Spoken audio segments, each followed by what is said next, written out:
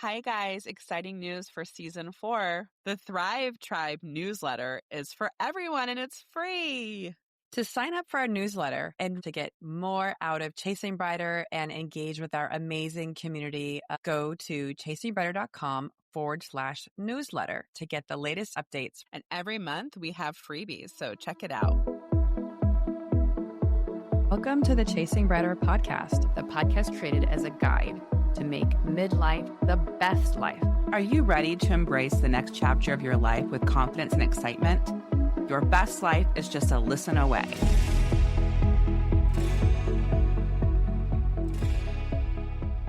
Hey, Kelly, how are you doing today?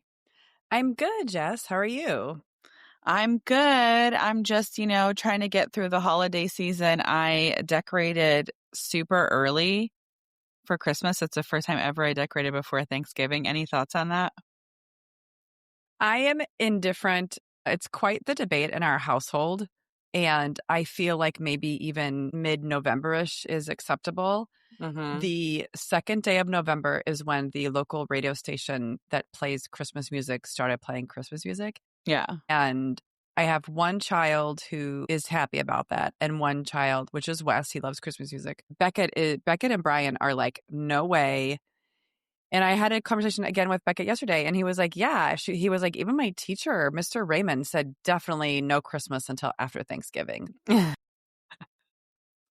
I think that people need to do what works for them. The holidays tend to get really busy. So in some ways, as many episodes that we've had, is I feel like starting the holiday season early helps you maybe enjoy it longer because it is a fun, festive time. Yeah.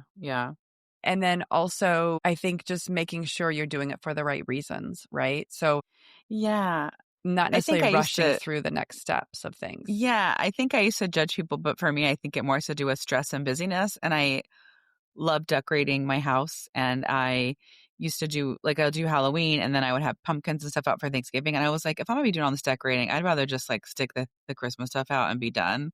And I also love twinkling lights. Don't you love that in your house when they're little? I don't know. I feel like it feels so cozy to have Christmas lights. It's the only time of year I have twinkling lights in my house. Maybe I should just have lights all the time. I don't know.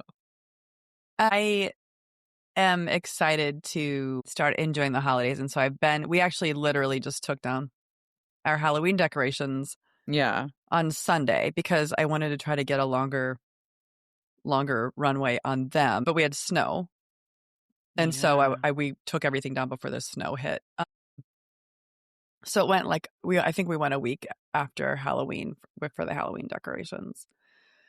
So I know it's kind of like turning right around to do a holiday stuff. I don't know. I think I'm going to ease in slow to that. Well, plus we're going to be gone the whole week to see you guys over Thanksgiving. So I think you're visiting this week for Thanksgiving, and I had debated. I'm like, oh, well, I'll have Christmas decorations out. Will that be weird for Kelly because she's here for Thanksgiving? And would she rather see pumpkins and turkeys? And then I was like, I don't really care.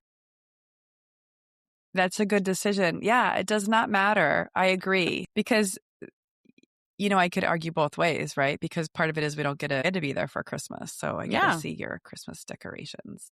Yeah. And I always feel like, I think it will be fun in that we can use the Thanksgiving week to kind of kick off the holiday season with the family. Yeah. Too. Yeah. And you were traveling in the snow.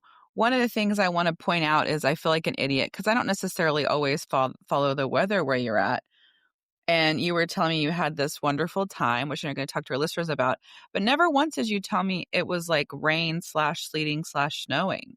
So let's talk about your recent travels. Yeah. So my college girlfriends and we try to get together regularly. It's been very hard as we get older. Everyone's sort of at different stages with their families, different activities, all the things. And so last year and this year, we always managed to throw together a trip to go to a Notre Dame football game. And I think hopefully it becomes a tradition. Everybody comes into Chicago. You said last year you did it as well. Yeah. And it's super fun because it was sort of a last minute thing, but this time of year, end of October and November, it's kind of an easy time to travel in some way before the holiday madness happens. Fall starts to kind of quiet down. And it's sort of this window of time where we manage to get something together. And we usually go to a Notre Dame football game that's not super popular, so it's easy to get tickets. The other part is it's hard as I get older because it seems overwhelming for me to like drive to South Bend for a day and come home. But we've done it now and it's not that big of a deal. And I've driven that way, Jess, my gosh, how many times did we drive It's what, 90 minutes? on the toll road, Yeah.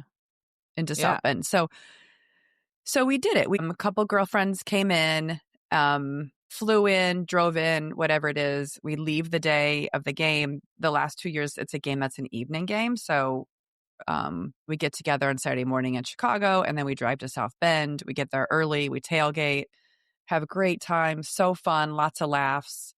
It was really cold. So it had been in the 50s and 60s, and then a cold snap hit literally that day. It was 62 on Friday. My girlfriend Kathleen, who came to town, we like sat on the patio out on my back deck for a while with a jacket, and it was comfortable.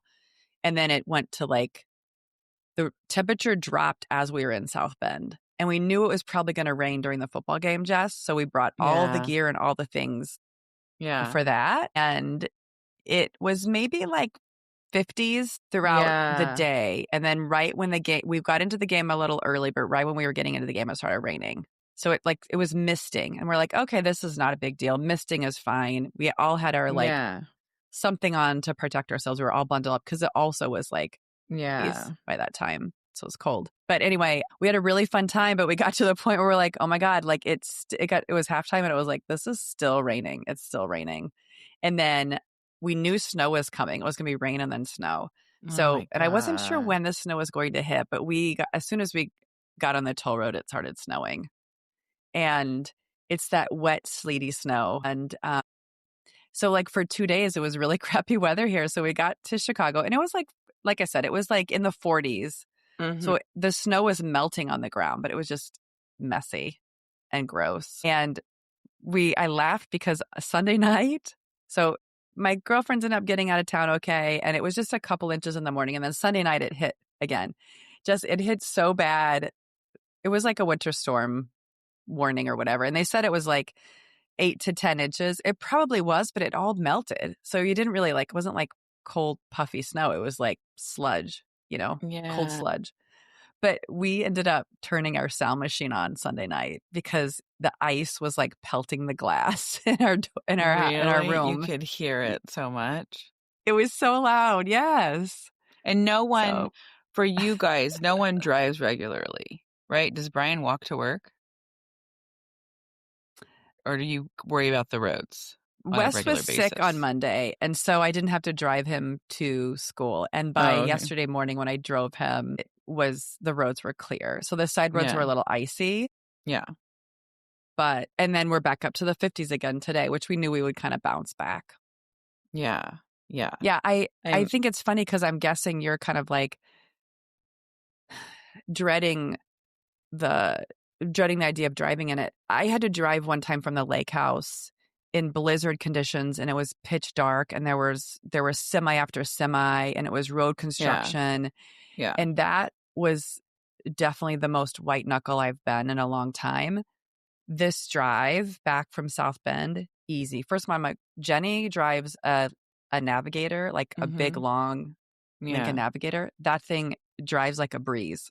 Yeah. I told Brian, I was like, it's really nice. And he was like, well, do you want to get one? I was like, it's too big for what I wanted would want. a Lincoln Navigator because when I looked that up versus Escalade, the Escalade has a lot of street cred for how fancy it is, but everyone talks about how smooth the Navigator ride is. And there was like this professional, like, I obviously went down a rabbit hole, but like a professional private driver that would say everyone that would do work, he would drive from like LA to San Diego a lot. Everyone that would do work would request the Navigator or talk about how smooth the ride is. They'd sit in the back and do work while he was driving them. I could not but people were like, how... don't get one.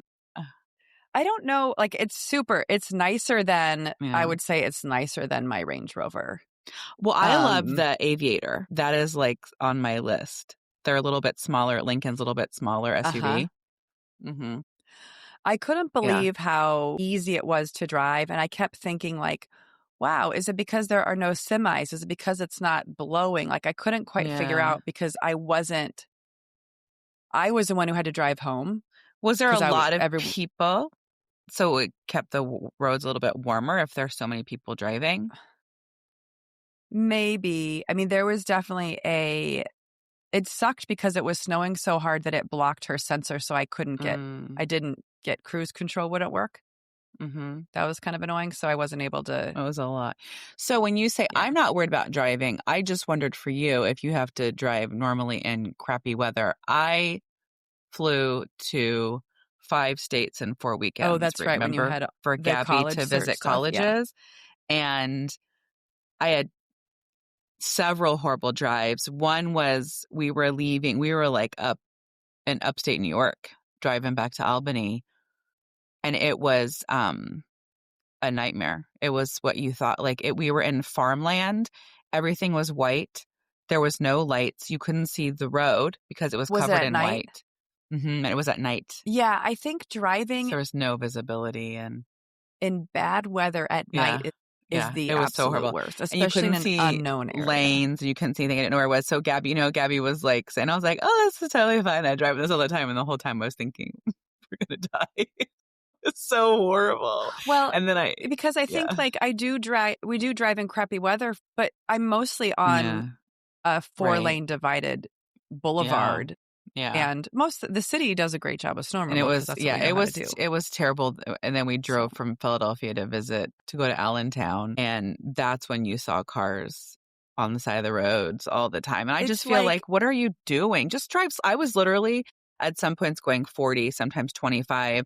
I'll be in the right lane going slow. You just go slow, man. What are you doing? I think you drive as fast as you feel comfortable with. Yeah. And I think for me, those long drives when you're in that type of a situation it's like I chunk out the drive. You know, and that's a drive I know, right? So I'm like, okay, if I hit this skyway, I know that I'm like over halfway home. When I hit this expressway, then I'm like free sailing. And so it's like, I try to like time box various parts. That's what I did to Albany. I was like, I noticed every 4 miles there was a little town.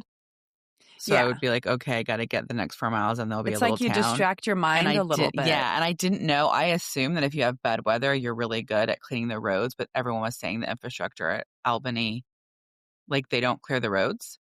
And so like to get to the hotel wasn't clear, and to leave our hotel, like it was not clear. And we were staying like in the city, and they're like, yeah, we don't like clean the roads. I was like, okay. It's like, so interesting. It's like, how do you mentally get your mind into a mode of pushing through something like that? That's really uncomfortable. And so listeners, Kelly called me. She just loved this visit to Notre Dame, our alma mater. And she was like, we need to go to a game once a year. This is so wonderful. Not once did you mention to your sister who lives in the desert, who thinks it's cold when it's 60, did you say, oh, like we were in rain and sleet and snow during the whole game? You didn't, you failed to mention. I did not say to you, we need to go to a Notre Dame football game in November. Okay. For a good reason. Yeah, true. So we need to find a time that works out better for you. We used to do the USC one at USC, which was nice. I decided to really ante up this year on my donation to get more guaranteed tickets. So okay, don't forget I have a connection. I think it's going to be a more regular thing for me to try to get up there. It is so fun. I think as we've gotten older, I'm just at a point where I forget how fun it is and how grateful I am for that experience. And I was amazed at how many people we met. You always are meeting people because it's such a fun time. And I'm sure there are other college tailgate times that are just as fun. But how many people, it's like their first time ever going to a Notre Dame game and they're like, it's like a tourist thing. Remember how we were in college? It was that way. Yeah. It's still like this touristy destination thing. Yeah. So I'll try to get outside my comfort zone and do a girls trip. Coming to the Notre Dame football game, all you do is you fly in on Friday night. Okay. We do the game on Saturday and you fly out Sunday morning. I mean, my girlfriend, like Karen and her boyfriend, they left at like 8. Their flight left at 8:30 a.m. on Sunday morning. Where are they based out of? Charlotte. Okay. It's like a 2.5-hour flight, maybe. Yeah. No. So I think hopefully this episode inspired you to get out go travel, go do something fun, and try new things. Yeah, sometimes they don't suck as much as you think they will.